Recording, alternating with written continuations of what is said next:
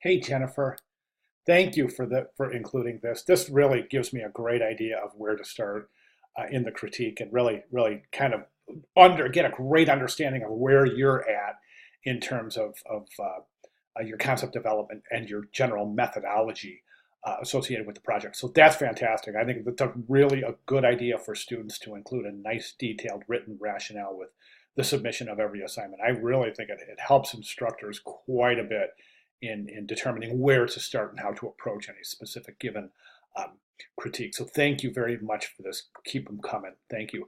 Let's go ahead and jump over. I'll try to address all of your questions here.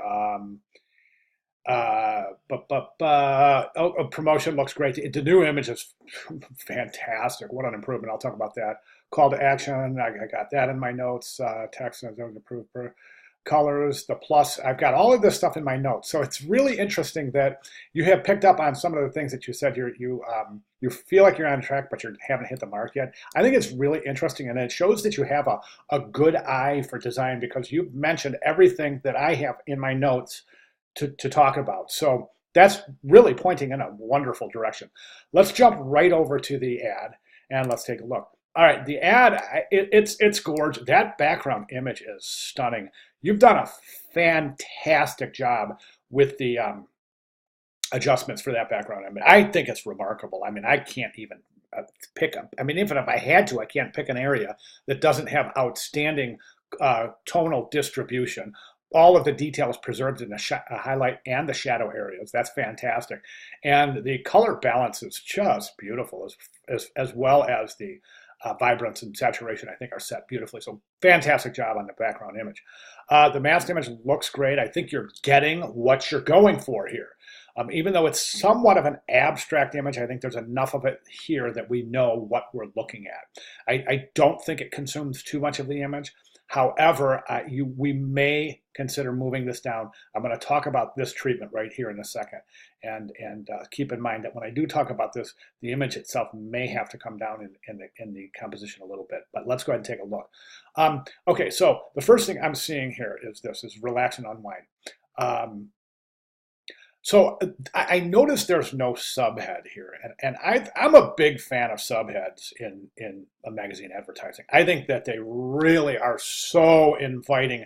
I would go as far as saying subheads. Boy, I wish there were some statistics on this, but I'm wondering if a subhead garners more attention than an ad without a subhead. I think my personal take is that they do. In my experience, I think a subhead is kind of a segue between the introduction to the ad and the introduction to the contents of the ad.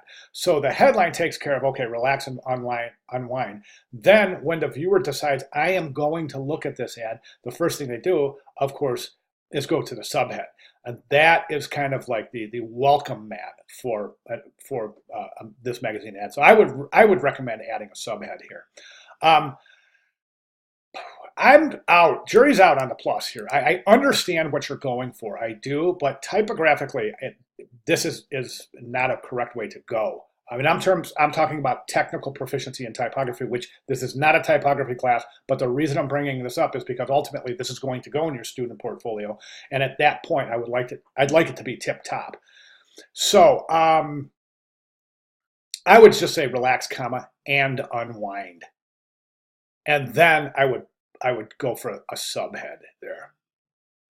The subhead is going to warrant that you move the body copy down a little bit, which is fine because you've got plenty of room to do so before the palm leaves start to interfere with the type. You've got no worries there. You've got plenty of room.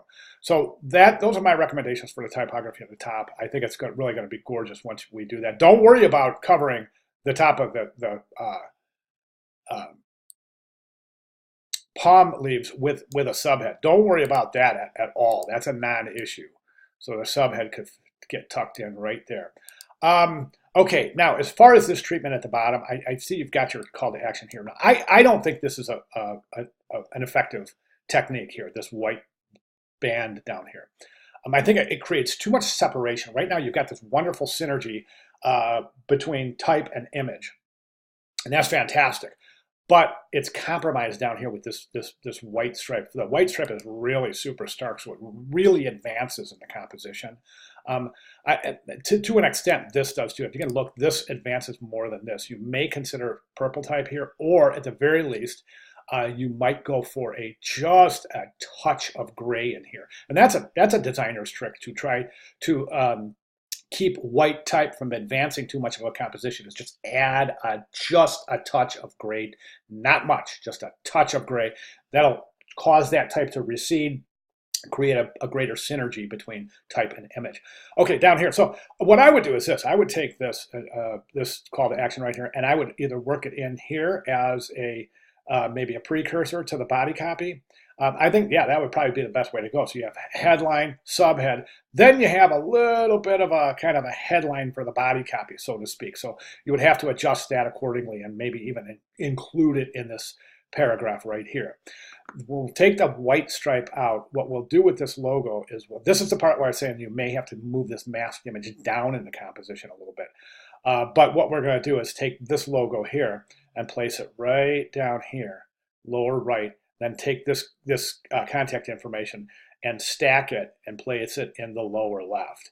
And that, I think, is going to pull everything into the same visual plane, so we don't have some areas advancing, some areas receding. It's going to create a wonderful symbiotic relationship, a great synthesis between type and image.